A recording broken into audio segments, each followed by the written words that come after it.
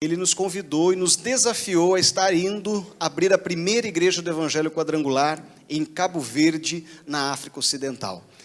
Foi um desafio, assim, a princípio assustador, mas ao mesmo tempo a gente falou assim, não, Deus está no negócio, porque era algo que a gente já orava já há muito tempo, e Deus foi abrindo as portas. E eu vim aqui para falar um pouquinho daquilo que Deus tem feito lá, né? Eu tenho 2 filhos, sou casado com a mulher mais linda do mundo, tá bom? Desculpa as outras irmãs. Essa daqui é minha esposa, né? Eu tive que fazer uma montagenzinha aqui, porque nós estamos com um recém-nascido. Hoje está fazendo 10 dias de nascido, nosso segundo filho, o Rafael, né? Esse daqui é o Daniel e o Rafael. Nós somos agora quadrangular até na família, né? Nós viemos para o Brasil, para o Congresso Nacional de Missões, e coincidiu com a data do nascimento do nosso filho, então a gente aproveitou para ficar um pouquinho mais e tê-lo aqui, num lugar mais seguro, um lugar onde nós já conhecemos, onde a saúde ainda é melhor do que onde nós estamos. Então, hoje nós estamos já prontos, Rafael já está terminando de tirar a documentação, já está tirando o passaporte, já com 10 dias já está quase pronto o passaporte dele, para que nós possamos retornar já no próximo mês para Cabo Verde, ok? Então, hoje eu não vim falar do meu pequenininho aqui, o Rafael, mas eu vim falar do nosso bebê, a Igreja do Evangelho Quadrangular em Cabo Verde, que ela está nascendo ainda, são 3 anos. A primeira coisa que eu aprendi ao pisar em Cabo Verde, e na África, nós temos que desacelerar, pastor. Aqui a gente tem um trabalho mais dinâmico. Eu lembro que no sertão de Pernambuco, a gente chegava, punha um programa de rádio, começava, e ali era tudo muito fácil, ganhava terreno, construía, e Deus abençoava. Mas lá o negócio é um pouquinho mais devagar. É uma coisa que quando o pastor Fernando esteve com a gente lá, a primeira coisa que ele falou, olha, a África não é Brasil, então desacelera. Então, nosso bebê, ele está começando a engatinhar, ele está começando a criar forma, ele já nasceu, mas ele está começando ainda a engatinhar, e eu quero apresentar ele para vocês aqui, tá bom? A igreja hoje, deixa eu falar aqui um pouquinho, Cabo Verde, nós estamos aqui em São Paulo, Cabo Verde fica aqui, ó, esses pontinhos aqui não é nenhuma mosquinha que está aqui sentado, aqui ele está ampliado, né? Cabo Verde fica próximo aqui a Senegal, Mauritânia, Marrocos. Nós ficamos aqui na costa ocidental do continente africano. Aqui são as 10 ilhas que compõem o país, tá bom? Essas são 10 ilhas. Nós moramos nessa ilha aqui. Eu brinco com os irmãos lá de Cabo Verde, que eu falo que essa ilha Deus ele fez para mim, porque o nome da ilha é Santiago, e o meu nome é Tiago. Eu falei, não, essa ilha é minha. E por coincidência, irmãos, eu tenho uma mancha de nascença na panturrilha, e ela tem mais ou menos o formato da ilha. Isso já não foi eu, é os jovens da nossa escolinha de futebol que falam assim, não, você tem a ilha de Santiago tatuada na perna. Eu falei, pronto, Deus já estava preparando esse lugar para que nós viéssemos conquistar, né? E Deus não tem nome. Aqui é a ilha que nós moramos, existem 10 ilhas, essa ilha não é habitada, as demais são. O país ele é composto em torno de 500 mil pessoas, é um país pequeno. Eu estava falando com o irmão aqui, Itapetininga tem quase 200 mil pessoas, então é um pouquinho maior do que Itapetininga. Itapetininga e Votorantim junto, mais ou menos ali, a quantidade de população. Só que existe uma estatística que fala que existem mais de 1 milhão de cabo-verdianos fora de Cabo Verde. O cabo-verdiano, existe um poeta nacional que ele diz que o cabo-verdiano ele nasce com o rosto virado para o mar, já com a expectativa de mudar de país e de buscar uma nova oportunidade em outro lugar. Então, nós temos cabo-verdianos em vários lugares do mundo. Nós temos contato com o pastor Valdir Batista, de Portugal, em Lisboa, com a igreja. Lá ele implantou uma igreja próximo a uma comunidade cabo-verdiana. Ele esteve lá em Cabo Verde conosco para conhecer o país, para ter esse acesso aos cabo-verdianos. Nós temos um outro pastor, pastor Valdir Facione, que ele é pastor em Brockton, nos Estados Unidos, também ele tem 16 cabo-verdianos na igreja, né? Nós mantemos contato, tentamos aí, porque as famílias ainda estão em Cabo Verde, né? Então a gente tenta fazer essa ligação com os irmãos para que a igreja seja difundida, o evangelho também. Então o cabo-verdiano ele não gosta de ficar na sua terra, ele quer sair em busca de novas oportunidades para que depois um dia ele volte e ele venha estabelecer a sua vida no seu país. Ele ama a sua terra, mas ele deseja sair para buscar uma oportunidade de vida melhor. Cabo Verde Deixa eu falar aqui mais um pouquinho de Cabo Verde, antes de mostrar a igreja para vocês. Cabo Verde, a língua oficial é o português, e o dialeto da população é o crioulo. Então, é uma colônia portuguesa, é um país que foi utilizado como mercado de escravos.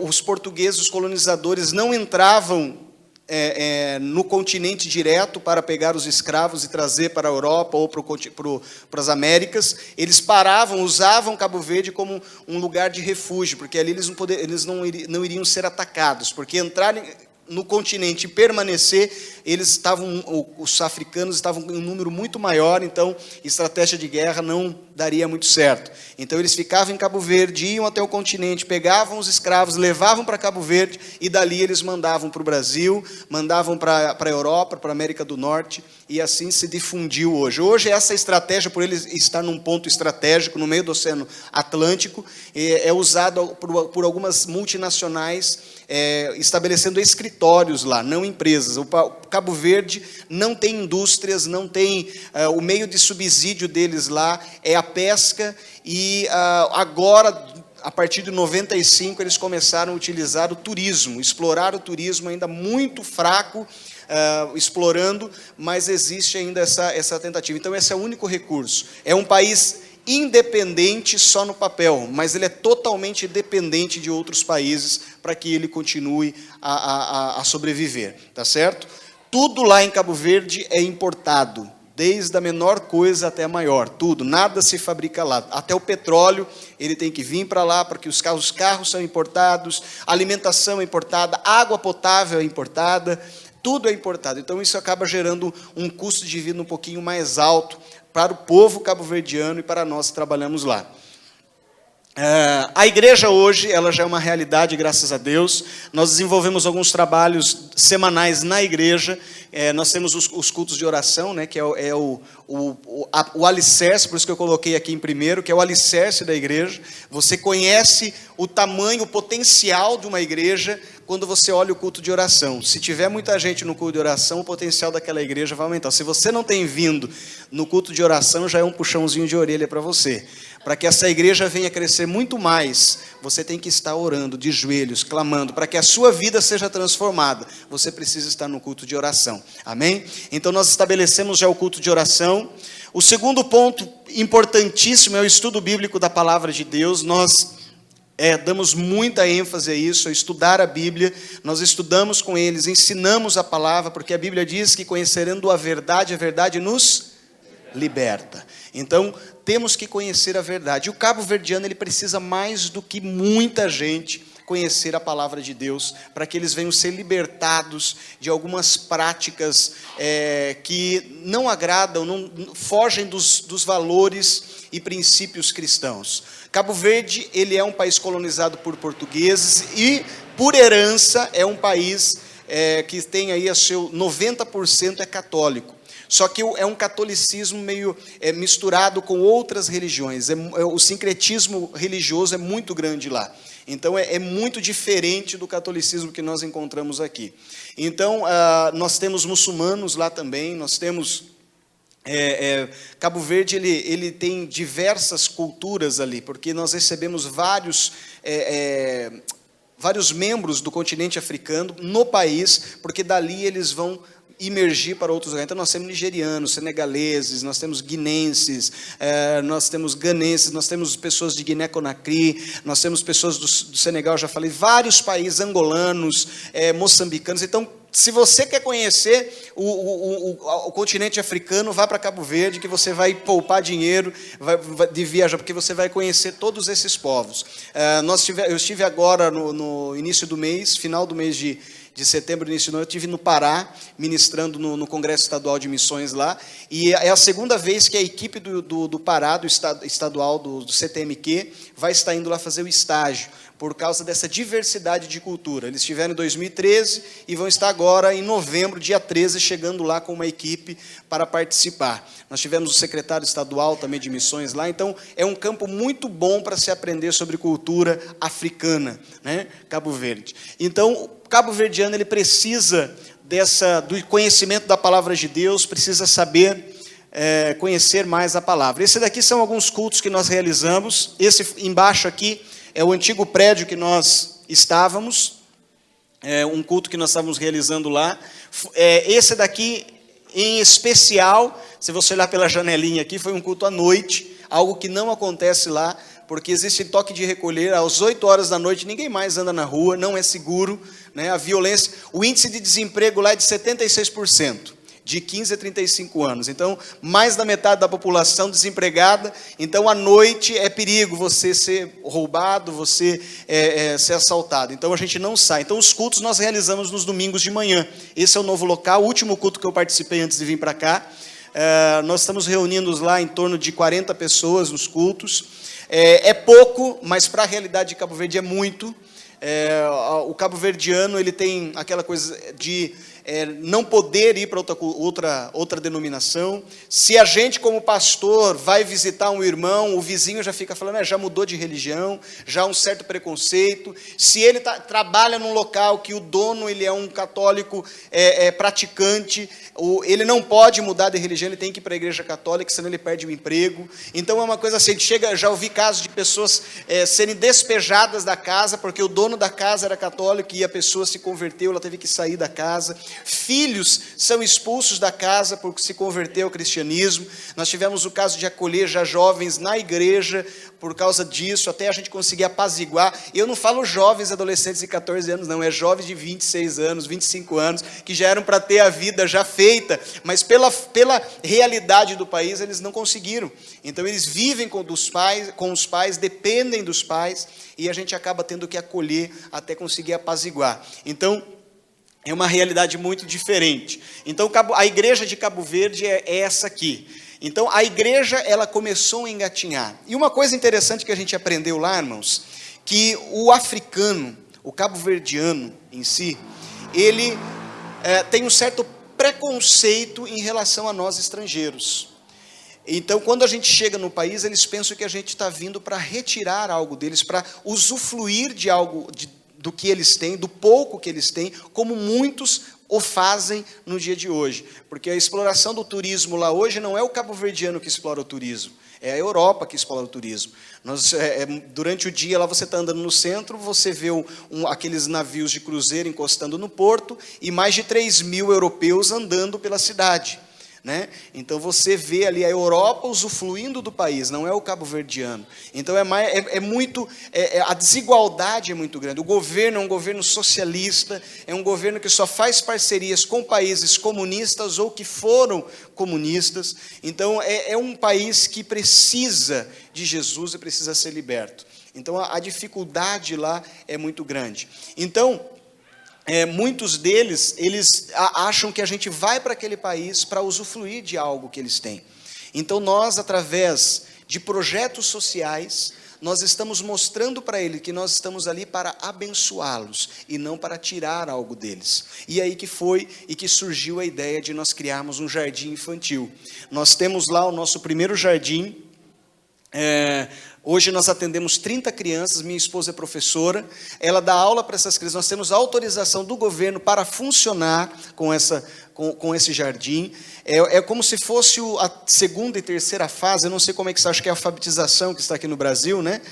Alguma professora aqui? Não, tem alguma professora? Não? Lá em cima? Eu acho que a segunda e terceira fase as duas séries antes de entrar no primeiro ano do ensino fundamental. Então é o jardim infantil, é o parquinho nosso aqui. E nós temos essa autorização, e o mais tremendo de tudo, que o governo ele passa o conteúdo pedagógico para ser aplicado em todos os jardins do país, todos os parques, só que nós temos uma autorização que nós podemos adaptar o conteúdo com princípios e valores cristãos. Então, todo o conteúdo que é aplicado no nosso jardim, ele é aplicado com a palavra de Deus. Então, tudo aquilo que é ensinado para eles lá com histórias bíblicas, a minha esposa fala assim, ela vira uma malabarista, né, para poder adaptar, às vezes vem alguns assuntos, mas ela consegue readaptar e ensinar. Então, essas crianças, elas ali aprendem sobre Jesus, sobre a salvação, elas aprendem a orar, aprendem as histórias bíblicas, elas contam as histórias bíblicas para os pais. Então, Deus está fazendo algo tremendo. Esse daqui eu digo que é o nosso projeto, é o projeto que eu mais amo, ele é o projeto do coração. Não que os outros não estejam, mas o resultado que esse daqui está dando, esse projeto, é sensacional. A gente vê as crianças, os pais vindo assim, não, ele chegou em casa cantando a musiquinha de Jesus, ele chegou em casa contando a história de Davi, ele chegou em casa, na hora que eu fui almoçar, ele falou, não mãe, antes de almoçar a gente tem que orar, né? E a criança está ministrando, então é o futuro do país e Deus tem abençoado grandemente. Esse ano nós formamos 13 crianças, né, para o ensino fundamental. Ainda nós não temos o primeiro ano do ensino fundamental, é o nosso projeto, em nome de Jesus, até aí, num futuro bem próximo, até o 6º ano do ensino fundamental, nós queremos montar uma escola lá, que é o período de formação de caráter da criança, do adolescente. Então é o momento onde a gente vai ministrar a palavra, com aulas de Bíblia, né, tudo. Ali as crianças orando, né, aqui elas se alimentando, elas não têm, ou tem um alimento diário com a gente lá. Aqui a reunião com os pais, minha esposa faz uma reunião mensal com os pais, porque assim, essas crianças elas não pagam para estudar no nosso jardim. Elas estudam de graça. Só que existem alguns requisitos. Nós temos, irmãos, uma lista, nós atendemos 30 crianças hoje lá. Mas nós temos uma lista com mais de 40 nomes esperando para poder entrar. Né? Porque para cada 20 crianças, nós precisamos de um professor e um monitor. Então, essa é uma das normas do governo. Nós já temos minha esposa, e nós já pegamos 2 nacionais da igreja, que auxiliam ela lá. Então, a gente dá uma ajuda de custo para elas lá, e elas auxiliam a minha esposa para estar tomando conta dessas 30. Então, o nosso objetivo é ampliar. Então, esteja orando. A gente está passando aqui para vocês. Isso tudo se transforma em motivos de oração. Ore por isso, clame a Deus por isso, para que Deus venha estar abrindo portas, ok? Então nós temos lá o trabalho com os pais. Lá o pai não é obrigado, o marido, o homem no caso, ele não é obrigado a assumir a criança como aqui no Brasil. Né? Aqui o rapaz ele engravida a mulher, então a mulher entra na justiça, o homem é obrigado a pagar a pensão, e hoje se não paga a pensão, vai preso, é cadeia. Lá o homem não tem obrigação nenhuma, nem de registrar a criança.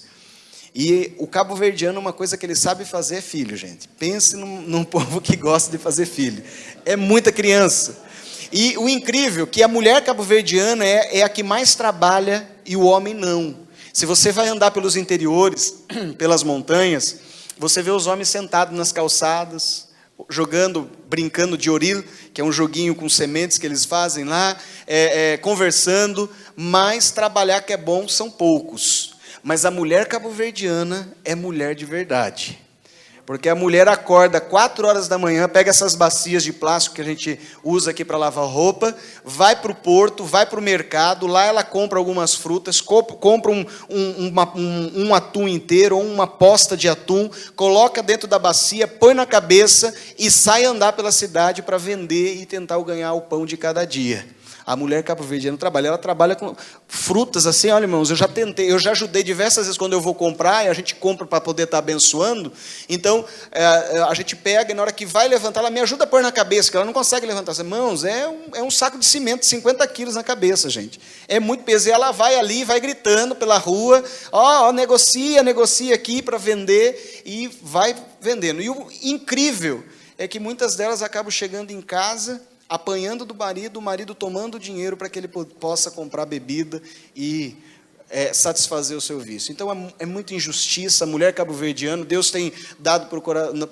para minha esposa um projeto para trabalhar com mulheres lá, na nossa ONG. Nós temos uma ONG também, funciona junto com a igreja, montou uma ONG, e a gente tem esse projeto para trabalhar com mulheres, para tentar deixar elas independentes dos homens, para que elas possam, porque muitas mulheres é a terceira, é a segunda esposa de um homem só. Né? Não é um país muçulmano que pode ter várias mulheres, mas é cultural. O homem que ele tem um salário para manter 3 esposas, ele tem uma em cada casa, uma em cada lugar, e a uma sabe, aquela é a primeira, eu sou a segunda, aquele lá é o terceiro. É uma coisa assim totalmente subhumana. Para a nossa cultura não entra na nossa mente. Agora imagine a gente, além de pregar o evangelho, tem que ensinar essas pessoas que a forma que elas estão vivendo, que aquilo que elas aprenderam desde pequenininho, está errado. Né? Então é complicado, gente. Então ore nesse sentido também, para que o evangelho venha penetrar nos corações dos cabo-verdianos. Aqui nós tivemos o passeio no Dia das Crianças, né? No dia 1º de junho, que é o Dia Internacional das Crianças. Não, o Brasil comemora agora no dia 12, né? O futuro são jovens e adultos aos pés da cruz. Esse daqui foi uma foto muito bonita. A gente estava fazendo um passeio, eu fui buscar o lanchinho das crianças, minha esposa tinha feito esse círculo ali aos pés daquela cruz, que é um monumento que fizeram ali com a estátua do Papa quando ele esteve lá na década de 90, né? Mas a cruz ali ela tem um símbolo muito maior do que a estátua do Papa, que fica poucos metros ali distante. Então ali é uma foto profética aí, né, profetizando essas crianças, realmente um país aos pés da cruz de Cristo, servindo a Ele e adorando Ele como único e suficiente Deus. O outro projeto que nós temos é essa escola de futebol, que nós atuamos com adolescentes na faixa de 12 a 19 anos.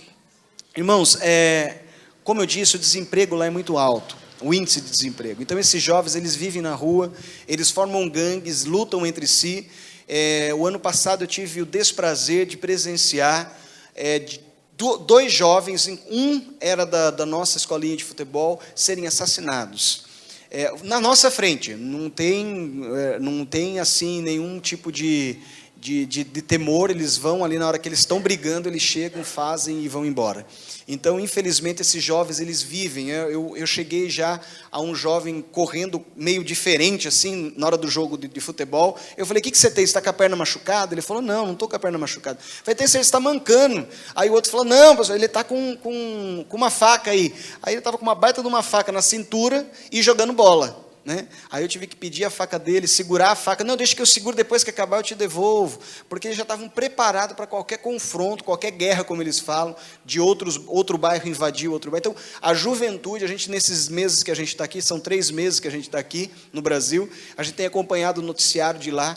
Então, muitos jovens morrendo, muitos jovens sendo ceifados por causa de brigas, por causa de bobeira, gente, por causa de besteira. Então esteja orando também pela juventude. E uma das coisas que Deus tem nos dado a estratégia é trabalhar com eles, com essa escola de futebol. Então ali a gente dá uma palavra para eles, ensina eles a orarem, ministra na vida deles. A parte que eu mais gosto é da hora do jogo, porque enquanto eles estão jogando, o time que fica de fora fica sentado junto. Então ali a gente conversa, a gente se relaciona, pergunta como está, como é, o que comeu, o que não comeu, o que tem, o que não tem. Então ali é um momento de comunhão, de compartilhar, né? Aqui é um desses momentos de falar do amor de Deus para eles. Nós também estamos agora com um casal aqui de São Paulo, de Francisco Morato. Eu estive ministrando na igreja da pastora, esqueci o nome da pastora agora.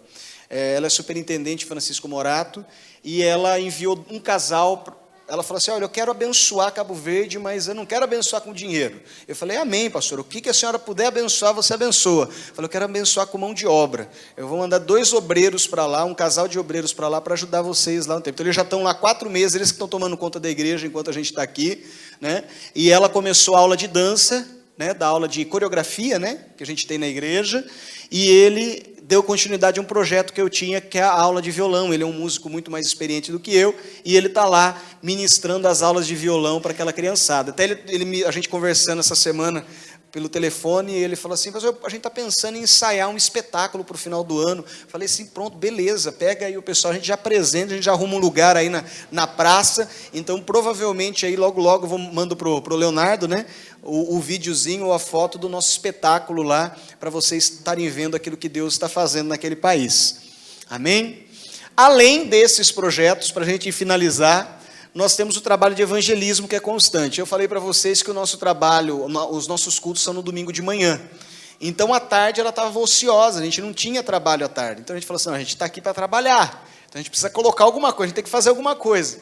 E a gente conseguiu uma escola e uma praça, onde nós temos acesso, e a gente reúne nas duas, cerca de quase 300 crianças, todos os domingos. Onde ali, o trabalho principal ali que a gente faz com essas crianças nós louvamos a Deus, ensinamos elas os cânticos, nós contamos histórias bíblicas e motivamos elas a memorizarem versículos. Então, quem vem com o versículo memorizado, o que foi dado na semana anterior, vem com ele memorizado, ganha uma prenda, ganha um presente. Então, eles estão memorizando a Bíblia, estão praticando a palavra de Deus, muitos deles estão indo para a igreja agora, né? E Deus, assim, olha, é tremendo, Deus vai abrindo portas. Eu sempre digo assim, você está fazendo trabalho na igreja, tipo, deixa Deus agir. Se ele abrir uma porta, pastor, estão chamando, irmão, estão chamando, precisando de alguém para ir lá na escola tal, ali em Itapetininga, na escola tal, para dar uma palavra para os jovens. Olha, vai lá, que Deus vai te usar, você vai se surpreender com aquilo que Deus vai fazer na sua vida. É uma porta aberta. E é o que aconteceu.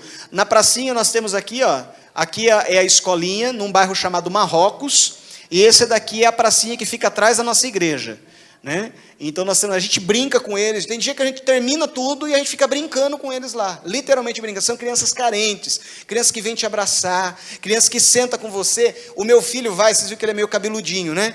Então a criançada vem e fica mexendo no cabelo dele, e cheira o cabelo dele, e quer carinho, e quer abraçar. Então são crianças que não têm na casa deles o carinho, o amor, e eles estão vendo através da igreja quadrangular naquele país, o amor de Cristo. Né? Então é tremendo, você não precisa fazer muito. Às vezes a gente fala assim, mas eu não conheço muito a Bíblia para evangelizar, né?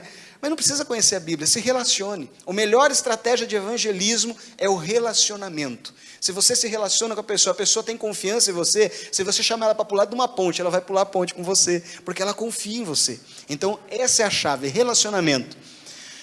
Além desses evangelismos, nós também trabalhamos no interior da ilha com um povo chamado rabelados, que no português seria rebeldes. Eles se rebelaram na década de 90 contra a liderança católica daquele país, e eles fugiram para o interior da ilha, e eles vivem nas montanhas isolados. Eles são ali, não tem contato com televisão, até pouco tempo nenhuma criança estudava, só o líder sabia ler, porque eles, uma vez por semana no sábado, eles pegam uma Bíblia, que eu tive a oportunidade de conhecer, de vê-la, de pegar na minha mão, uma Bíblia de mais de 300 anos, pastor, e eles pegam essa Bíblia e leem um versículo, o líder lê meio gaguejando e tenta interpretar e ensinar aqueles irmãos. Só que eles não aceitam muito o contato dos cabo-verdianos de fora, e muito menos estrangeiros, mas Deus, ele é tremendo, e através de algumas ações sociais nós conseguimos, aqui eles moram nessas casinhas de taipa, levar algumas cestas básicas com comida local, nacional, porque eles não comem nada industrializado, eles não fazem documentos, eles não têm nome, eles é só apelido, olha lá, e eles não falam, vão para o hospital, eles mostram uma cruz no peito assim, porque eles já são dos rabelados, aí o médico já sabe que tem que tratar eles com remédios não químicos, né? Ele usa a homeopatia para tratar eles, que eles só aceitam plantas, só aceitam assim, coisas desse tipo, e aí eles são muito complicado mesmo, e Deus tem nos dado esse privilégio. Nós fizemos amizade com o irmão do líder, e depois com o líder da tribo, né, desse grupo, e a gente tem ido lá quinzenalmente, e nós tivemos a oportunidade de estar com eles em um desses sábados na leitura da Bíblia. Foi, eu acho que o momento que eu fiquei mais feliz, no tempo que eu estou em Cabo Verde, foi o dia que eu fiquei mais feliz na minha vida, porque ele falou assim ainda, viu, pastor, se o senhor quiser, você pode falar alguma coisa sobre esse versículo que a gente leu. Aí a gente leu um salmo, eu falei, não, é agora. Aí eu peguei e já ministrei para eles, aí eu falei assim, posso orar com vocês? Né? Desculpa, não fui eu, foi o irmão que estava comigo, falou, posso orar com vocês? Aí a mulher falou assim, uma das mulheres em crioulo falou, não, aqui não, a gente já tem a nossa oração, a gente tem a nossa reza, né, que é um livrinho que eles têm lá também, e a gente ora. Não, mas eu só queria, aí o irmão foi muito sábio, dirigido por Deus, ele falou assim, olha, eu só queria falar, pedir para o meu Deus, para que ele viesse abençoar a vida de vocês, para que ele viesse tocar o coração de vocês, que ele viesse converter vocês, né, de todas as coisas erradas. E ele começou a conversar, falando o que ele ia fazer na oração, mas automaticamente ele já estava fazendo a oração, né? E no final ele falou, então amém, então eu não vou, eu não vou mais orar, então ficou por isso mesmo, né? Mas já tinha orado por eles. Então Deus está dando essas portas para a gente agir e trabalhar com os rabelados, né? Os rabelados. A gente teve o pastor Everaldo do Pará, que ele teve com a gente lá, e ele ficou encantado com esse pessoal. Ele falou, não, eu vou de novo agora em dezembro, e eu quero eu quero ir lá, eu quero ter um relacionamento maior com eles, tal, porque é um povo que tem a Bíblia como bússola, porém eles não sabem usar. Entende? Ele só precisa de alguém, ele já crê, ele só precisa de alguém que ensine. Então é tremendo isso. A gente tem pensado até num jardim infantil implantar naquele lugar, né? Então estejam orando aí, quem sabe na próxima vez que nós estivermos aqui, a gente não traga aí as fotos e os vídeos de lá. Cabo Verde, eu acho que eu não falei no início, mas ele é um arquipélago de formação vulcânica. A ilha que nós estamos em Santiago, existem 27 vulcões inativos. Só na cidade onde eu moro são 17 vulcões inativos. Mas existem entre as 10 ilhas, um vulcão na Ilha do Fogo que está ativo, né? Ou melhor, estava adormecido até dezembro, final de dezembro de 2014, então ele reativou agora, entrou em erupção. Esse daqui é o vulcão Fogo, é o imponente vulcão Fogo. Aqui, ó, onde vocês estão vendo tudo preto aqui atrás, era uma zona, um bairro chamado Chã das Caldeiras. Ele foi totalmente tomado pela lava agora no início de janeiro. Aqui é a cidade, né? E aqui depois com as lavas. Então dezenas de famílias ficaram desabrigadas e nós como igreja, nós temos que fazer o nosso papel. E nós fomos até lá com água potável, roupas, e nós conseguimos ir nos campos onde eles estavam refugiados ali, nas escolas, e nós, nos acampamentos dele, levamos roupas, fizemos trabalho com crianças lá. Opa, já acabou? Nós tivemos o trabalho com crianças, levamos acho que mais de 1000 peças de roupa, conseguimos doação, vocês não vão acreditar, a gente conseguiu doação de chineses, irmãos, de irmãos chineses. Você acredita que existem irmãos chineses, existem chineses cristãos em Cabo Verde, eles se reúnem para cultuar e adorar a Deus. Estive pregando para eles algumas vezes, né? Claro que eu não falo chinês, eu tive que pregar em crioulo, para que eles pudessem entender, né? Então, Deus tem abençoado a vida daquele povo, através de muitas pessoas, muitas culturas, e através agora da Igreja do Evangelho Quadrangular. E você faz parte disso. Por que você faz parte disso? Porque você oferta no terceiro domingo de missões, você ora pelos missionários todo o terceiro domingo, e a sua oferta ela tem viajado o continente e tem chegado até nós, e hoje a igreja ela está implantada lá. Tudo isso está acontecendo graças a você, amém? Olha para o seu irmão e fala assim: você faz parte disso, amém? Agora olha para o seu irmão e diga assim: você merece uma salva de palma. Hã? Aplauda ele. Esse daí é para vocês.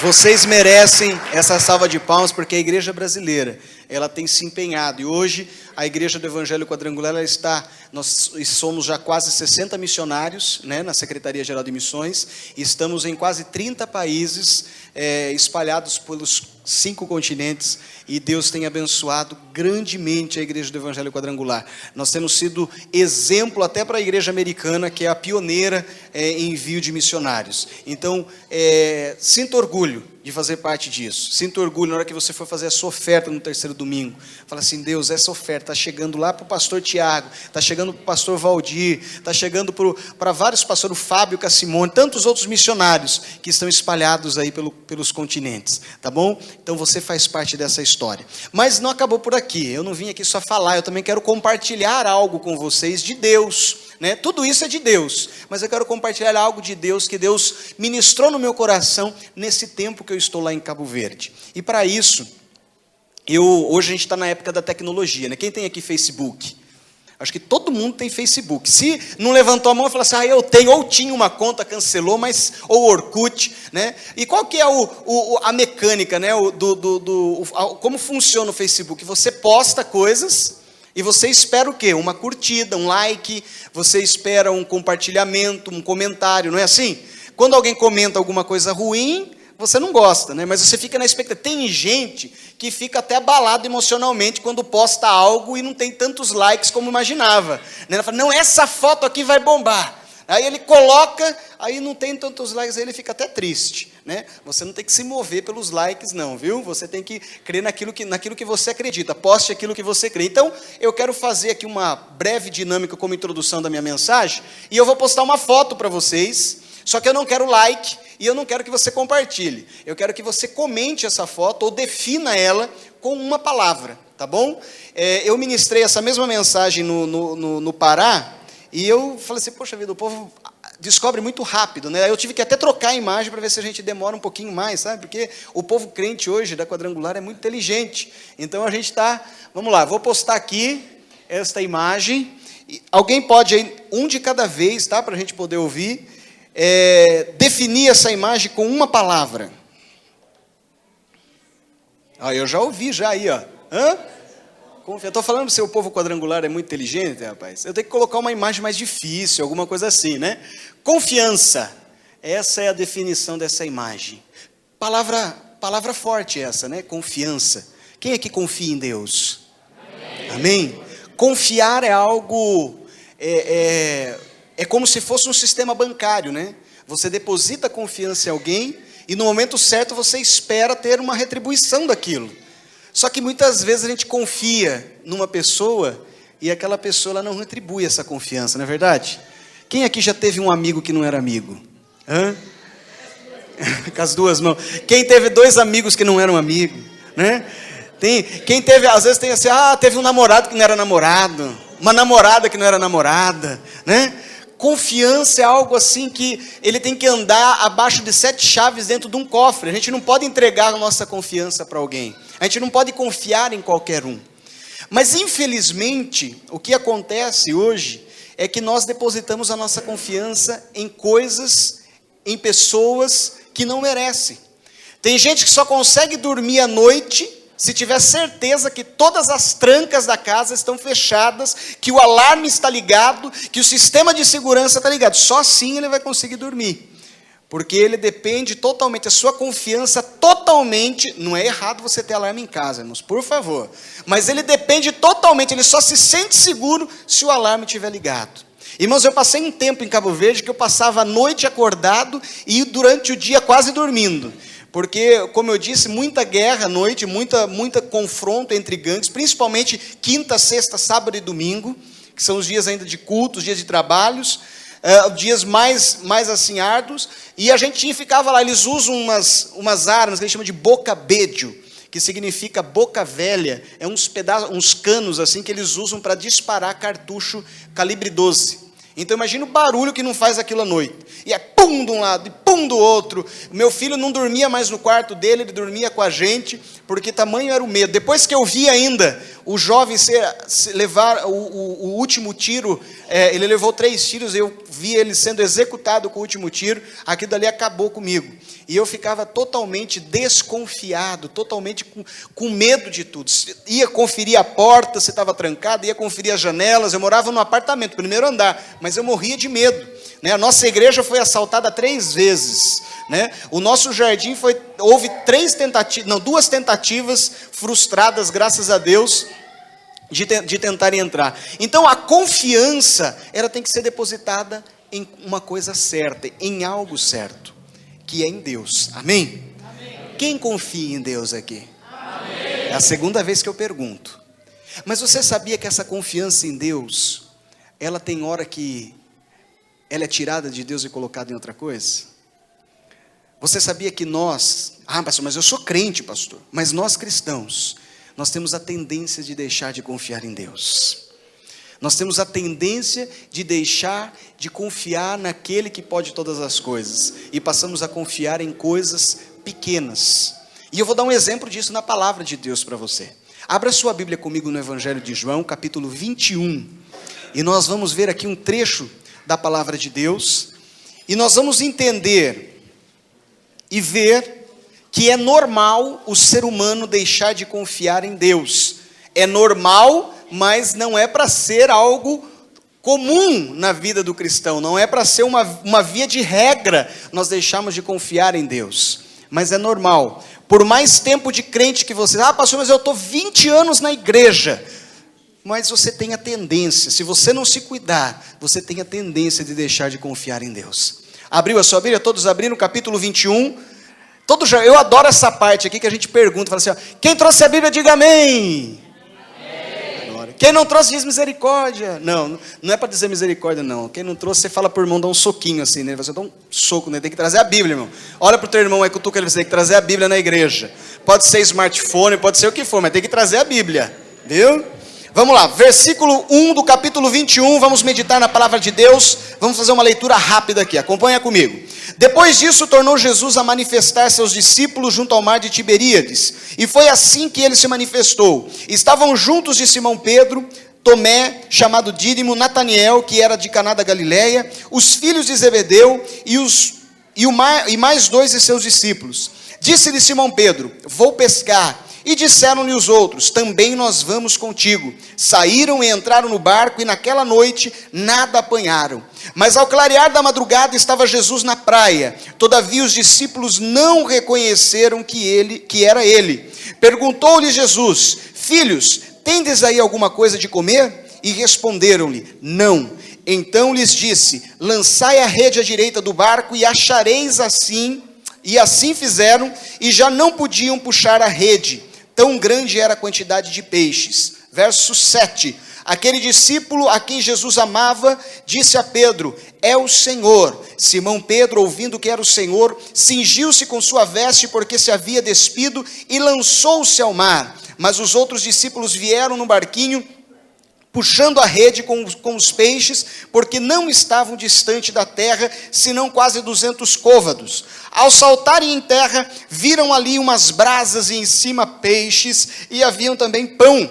Disse-lhe Jesus: trazei alguns dos peixes que acabaste de apanhar. Simão Pedro entrou no barco e arrastou a rede para a terra, cheia de 153 grandes peixes, e não o bastante serem tantos, a rede não se rompeu. Disse-lhe Jesus: vinde e comei. Nenhum dos discípulos ousava perguntar-lhe: quem és tu? Porque sabiam que era o Senhor. Veio Jesus, tomou o pão e lhes deu, e de igual modo o peixe. E já era esta a terceira vez que Jesus se manifestava aos discípulos, depois de ressuscitado dentre os mortos. Vamos lá, só mais 2 versículos. 15. Depois de terem comido, perguntou Jesus Simão Pedro: Simão, filho de João, ama-me mais do que esses outros? E ele respondeu: sim, Senhor, tu sabes que te amo. E ele lhes disse: apacenta os meus cordeiros. Tornou a perguntar-lhe pela segunda vez: Simão, filho de João, tu me amas? E ele lhe respondeu: sim, Senhor, tu sabes que te amo. Disse-lhe Jesus: pastorei as minhas ovelhas. E pela terceira e última vez, Jesus lhe perguntou: Simão, filho de João,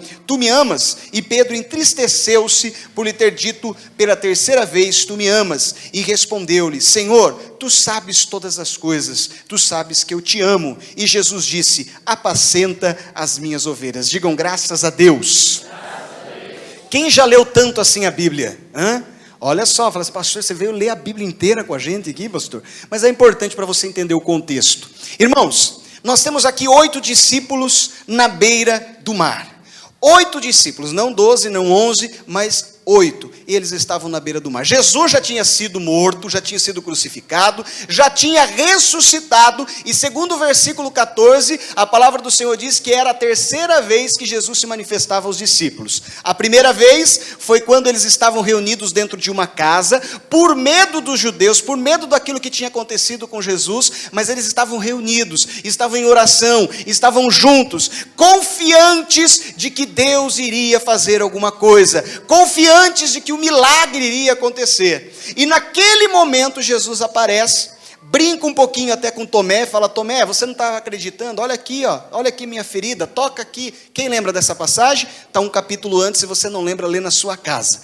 Depois, a segunda vez que Jesus se manifesta aos discípulos, era quando 2 discípulos estavam a caminho de Emaús, estavam voltando, retornando, para novamente estar junto, em comunhão com os outros discípulos. E ele começou, Jesus, a lhe ministrar para aqueles discípulos, falando de Moisés até os profetas, todas as maravilhas sobre o Messias. E a palavra do Senhor diz que o coração deles se aqueceram, ficaram aquecidos com as palavras de sabedoria que Jesus ministrava para eles. Mas naquele instante ali, eles estavam também com uma expectativa de que Deus iria fazer algo diferente. Meu irmão, presta atenção aqui em mim. quando você sai da sua casa para vir para a igreja, ou melhor, quando você está acordando de manhã, no domingo de manhã, você sabe que tem culto, que você vai para o culto, você já tem que acordar com expectativa de que Deus vai fazer algo na sua vida, naquele culto, na igreja, na hora que você estiver junto com os seus irmãos. Se você vem para a igreja sem expectativa, você vai voltar sem receber nada, sem desfrutar de nada de Deus. O culto começa na sua casa de manhã, você já começa ali, já vai gerando uma atmosfera de Deus assim na sua vida, na sua casa, já começa a louvar, já começa a orar, para que na hora que você chegue na igreja, ali só é o momento da bênção de Deus se manifestar. Então os discípulos, as 2 primeiras vezes que Jesus se manifestou, eles estavam na expectativa de que Deus iria fazer alguma coisa. Agora pergunta para o teu irmão aí, cutuca ele e fala assim: meu irmão, qual é a sua expectativa para hoje? Será que esse irmão aí que está do teu lado, ele veio para a igreja com a expectativa de que Deus vai fazer um milagre, que Deus vai fazer a obra? Será que Deus vai abrir o mar? Será que Deus vai fazer algo sobrenatural? Eles estavam com essa expectativa. Porém, a terceira vez que Jesus se manifesta, a palavra do Senhor fala que havia 8 discípulos na beira do mar. Eu pergunto para vocês, o que esses cabeçudos estavam fazendo na beira do mar? O que a gente vai fazer na praia, irmãos? A gente vai descansar, né? Vai passear. Quem gosta de praia aqui? Eu vi esses dias no Facebook um postzinho assim, falando assim, para me acalmar eu não preciso de água com açúcar, eu preciso de água com sal, eu preciso do mar, da praia, né, para descansar. Eu moro literalmente na praia, o nome da cidade onde eu moro é Praia, né? Então eu vivo na praia, não vou na praia, não gosto de praia, mas eu vivo na praia. Tem praia ao redor da minha casa, né, porque eu moro numa ilha, né? Mas esses discípulos estavam na praia. E eu pergunto, por que eles não estavam numa casa reunidos? Por que eles não estavam orando? Por que eles não estavam com a expectativa de que Deus iria fazer alguma coisa? Jesus não tinha falado para eles ainda o que Jesus falou na ascensão, para eles irem até Jerusalém, e lá eles esperarem o poder vir de cima, ainda não tinha tido ordem. Eles estavam sem rumo, eles estavam sem norte. Eles não sabiam mais em quem confiar, porque quando eles estavam com Jesus, eles precisavam pagar conta, pagar o imposto. Jesus falava assim, vai lá e pega o peixe, e a moeda da boca do peixe a gente vai pagar o peixe, o imposto. Pagava a conta, Deus supria as necessidades. Quando eles estavam com Jesus, eles tinham fome, e Jesus multiplicava o pão. Então tudo acontecia quando eles estavam perto de Jesus, só que Jesus já não mais estava junto deles. E o que aconteceu? Pedro olhando aquele marzão todo, a barriga roncando, as contas chegando, Pedro pegou e falou assim, eu vou voltar a pescar,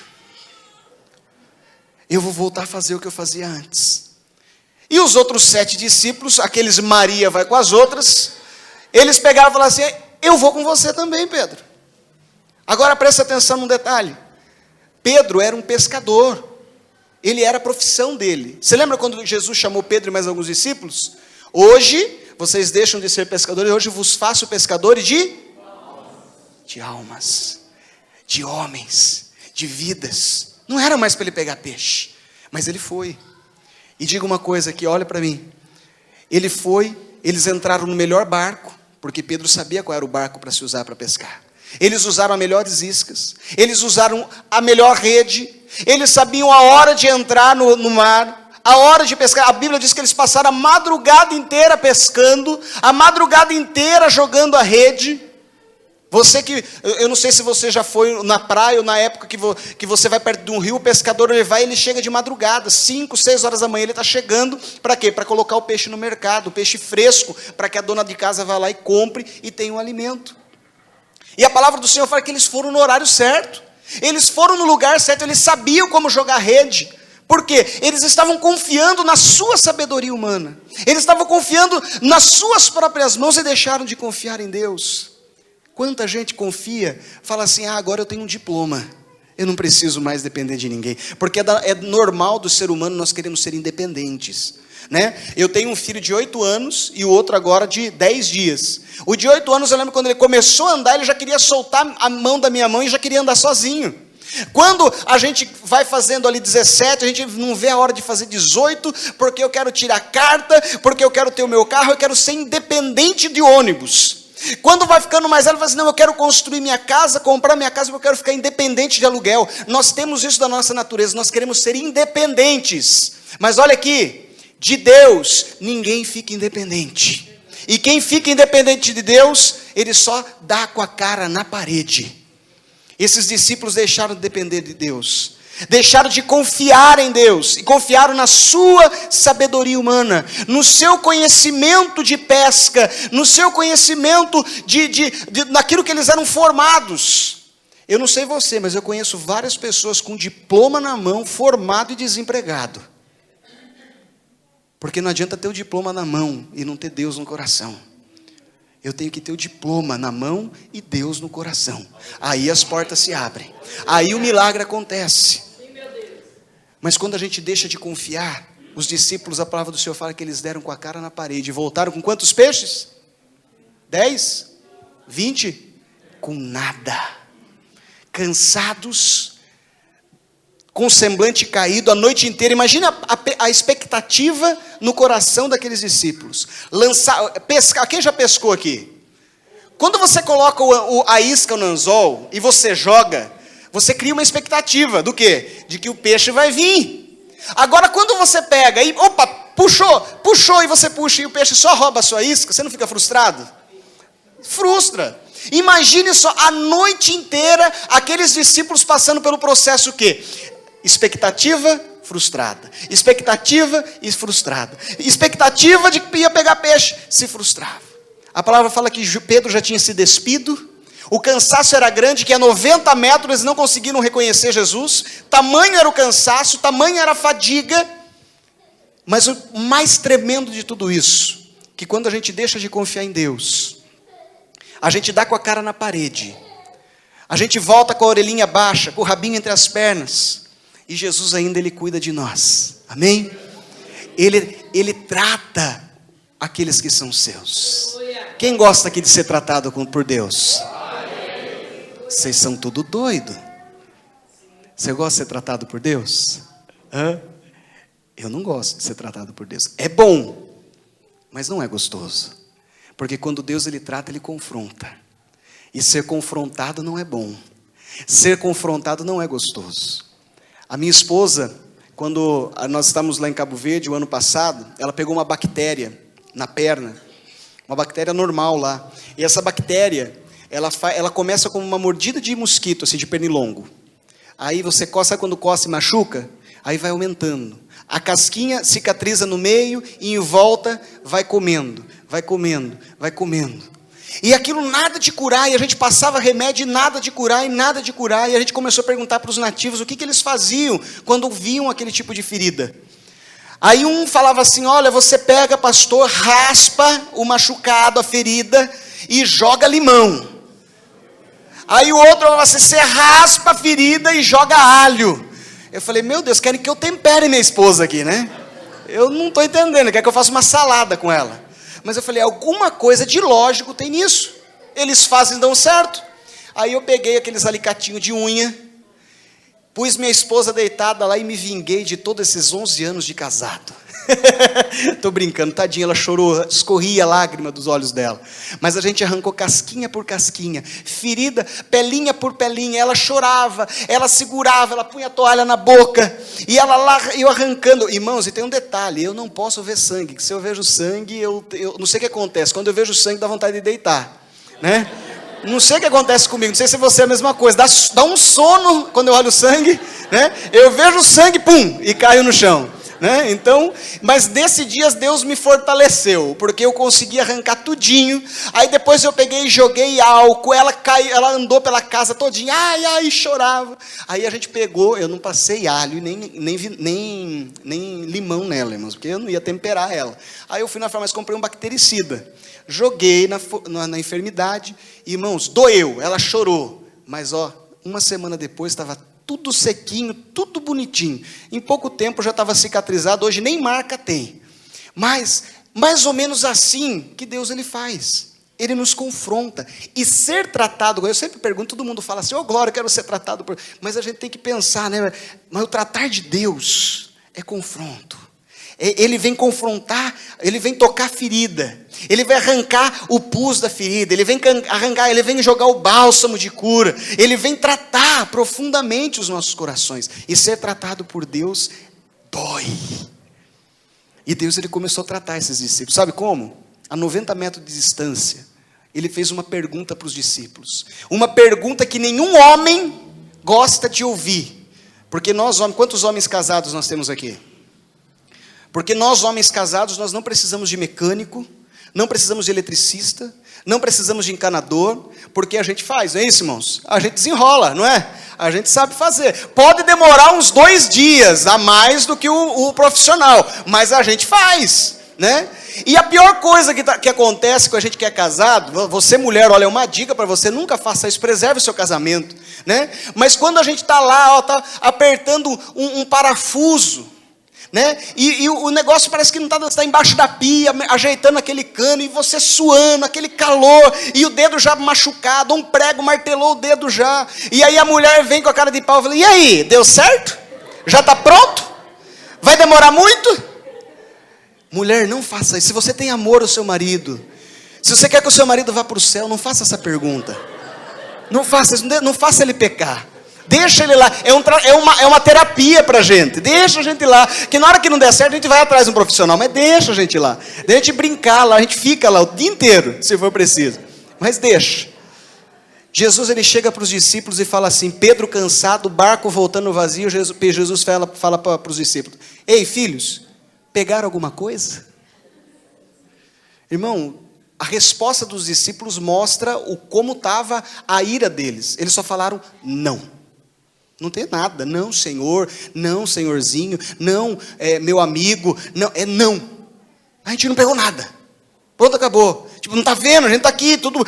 Ó a cara, ó a minha cara, né? O camarada chega, passa o dia inteiro entregando currículo, chega todo cabisbaixo, coloca o currículo na mesa e vem um e fala assim, e aí, conseguiu um emprego? Não está vendo na cara que ele não conseguiu um emprego? Não deu certo, ele está triste. Se ele tivesse chegado no emprego, ele chegava cantando, pulando, né? A gente tem que agir de sabedoria às vezes, sabe, irmãos? Para a gente não deixar o irmão, porque o irmão já está pecando ali já, que ele já vê assim, pô, Deus não me ama, Deus não quer me dar um emprego. Aí vem um, ele vai começar a falar assim, não, esse meu irmão eu vou matar, né? Ele já vai pensar já em cometer um assassinato, né? Então a gente tem que agir com sabedoria. Aí Jesus, ele faz uma segunda pergunta. Uma segunda pergunta que todo homem também que está lá naquela hora, trabalhando, né, não gosta de ouvir, né?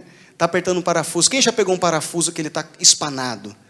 Que você está ali, ó, e tentando abrir e nada.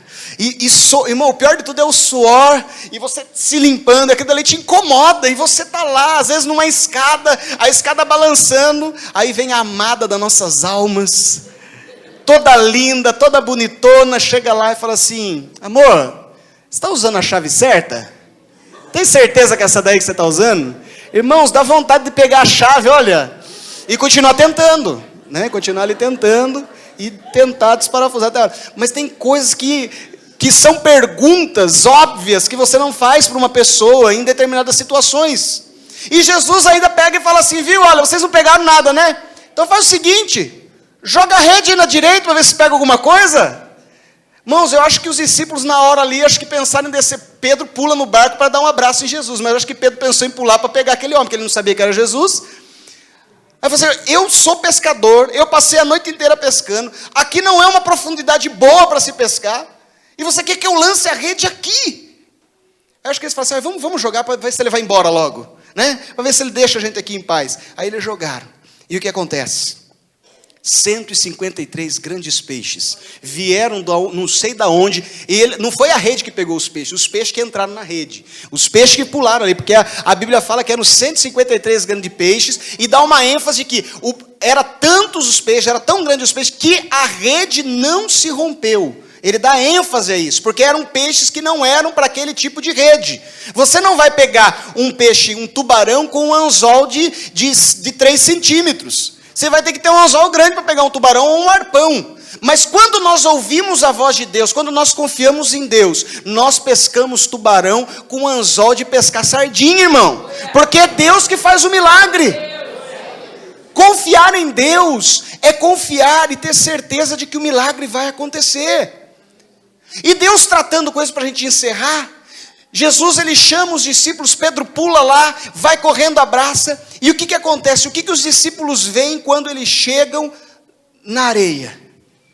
A palavra do Senhor diz no versículo 9, que ao sentarem em terra, viram ali umas brasas, e em cima da brasa peixes e também havia pão. Quando eu confio em Deus, presta atenção no que eu vou dizer. Quando eu confio em Deus, eu não preciso sair pescar, porque o meu Deus prepara o café da manhã para mim. Eu acho que você não entendeu. Quando eu confio em Deus, eu não preciso sair pescar, porque Ele prepara o café da manhã para mim. Ele prepara o banquete para mim. A Bíblia diz que já tinha peixe lá. Jesus estava falando para eles: eu não sei o que vocês estão fazendo. Eu não sei o que deu na cabeça de vocês de estarem aqui. Não era para vocês estarem aqui. Não era para vocês terem saído pescar, porque eu fiz vocês pescadores de homens. Não eram para vocês voltarem a fazer o que vocês faziam antes. Eram para você pregar do meu amor. Eram para vocês... Irmãos, esses discípulos aqui, alguns meses atrás, eram os discípulos que estavam expulsando demônios em nome de Jesus e curando leprosos.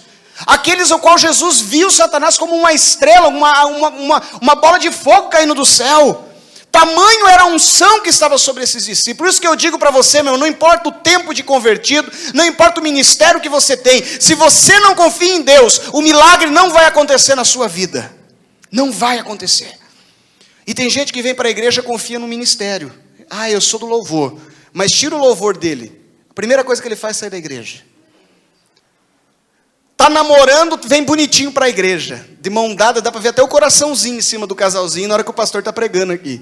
Mas terminou o namoro, o que acontece? Primeira coisa que faz, o relacionamento não deu certo, sai da igreja, abandona Deus. Que culpa Deus tem disso? Aí eu pergunto, será que nós temos confiado em Deus? Será que eu tenho confiado no Senhor? Jesus preparou um café da manhã para eles. Eles sentaram ali. O momento mais importante na vida do cristão é o momento de comunhão. Sabe quando você conhece uma pessoa e você tem, como eu disse no início, o relacionamento. Sabe quando você conhece uma pessoa? Não é vindo para aí, como você conhece seu pastor, não é vindo aqui e assistindo os cultos, você vai conhecer seu pastor. Chama ele para comer com você, para sentar na mesa com você. Um amigo, chama ele para sentar na mesa com você. O melhor momento de se conhecer uma pessoa é sentado à mesa em comunhão, comendo, compartilhando o pão. Jesus sentou, preparou o café da manhã para aqueles discípulos, e ele começou, e ele finaliza o nosso tratamento aqui, para a gente encerrar a mensagem. Ele começa uma conversa, eu mudei aqui, Ele começa uma conversa com os discípulos. Muitas pessoas pregam esse trecho da palavra falando que Jesus estava tratando Pedro, mas ele não estava tratando Pedro, ele estava tratando 8 discípulos que deixaram de confiar nele. A Bíblia que fala que Jesus, que os peixes eram tão grandes, e deu o detalhe de que a rede era fina, que não arrebentou, ele é o mesmo autor, ele não dá o detalhe de que Jesus pegou Pedro e levou ele de canto para conversar. Não. Ele fala que ele conversou com todos os discípulos, e ele perguntou, ele começou um diálogo muito famoso. Ele falou assim: Pedro, tu me amas? E Pedro respondeu: Senhor, tu sabes, eu te amo. Só que para a gente entender a profundidade desse relacionamento, dessa conversa, desse diálogo entre Pedro e Jesus, a gente precisa entender que a Bíblia, o Novo Testamento, ele foi escrito em grego. E o grego ele é meio confuso, ou nós somos confusos, não sei. Se eu chego aqui e falo assim: eu amo Itapetininga, você sabe que eu gosto de Itapetininga, mas que não é o mesmo amor que eu sinto pela minha esposa, concorda comigo? Se eu falar assim, eu amo Itapetininga, e falar assim, eu amo a minha esposa, você sabe que o amor que eu sinto por Itapetininga é diferente do amor que eu sinto pela minha esposa. Só que o grego ele é mais prático. Ele criou uma palavra para cada tipo de amor, de sentimento, para que eles viessem se expressar na escrita e as pessoas não viessem se confundir. Então existem 4 palavras que a gente tem no grego para expressar o amor. A primeira palavra é a palavra eros, que é o amor, o amor sexual, o amor carnal, aquele eu te amo porque você me dá prazer e você me ama porque eu te dou prazer, que é a origem da palavra erótico no português, eros. Nós temos também o amor storge, que é o amor familiar, aquele amor de família. Ah, eu amo o meu primo ali, ele é sangue do meu sangue, aquele dali tem o mesmo sobrenome que eu. Né? Você tem aquele amor familiar. Existe o amor filéu, que é o amor meio a meio, né? É o amor 50%. Eu te amo porque você me ama. Né? Você me ama porque eu te amo. Então se você me amar, eu te amo. Se eu te amar, você me ama. É aquele amor que espera algo em troca. Esses 3 tipos de amor, de sentimentos, o ser humano já nasce com ele. Nós já nascemos com ele.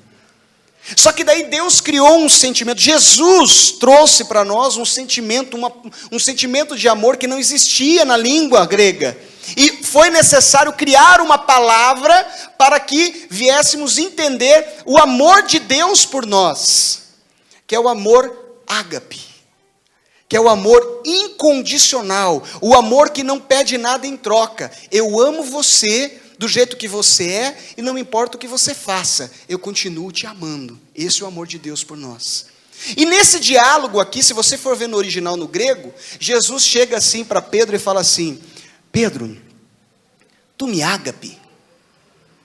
E Pedro pega e fala assim: Senhor, tu sabes, eu te filéu. Na Bíblia Viva, a tradução da Bíblia Viva, você vai ter esse diálogo na íntegra. Ele fala assim: Senhor, Jesus fala: Pedro, tu me amas incondicionalmente?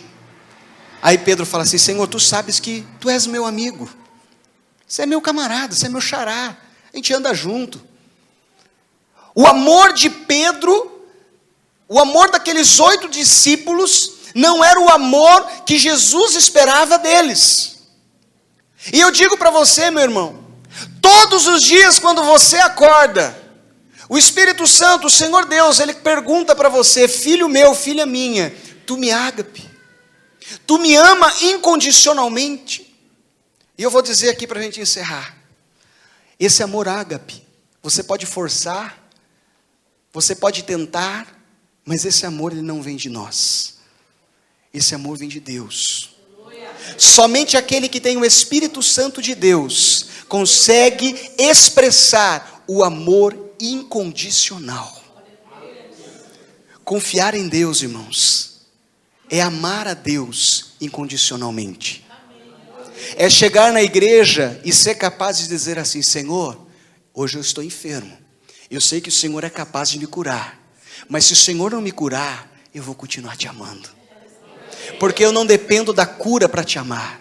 Eu não dependo da bênção para te amar. Eu te amo incondicionalmente. Aí eu desafio você agora a ficar de pé no teu lugar e tentar fazer essa oração para Deus.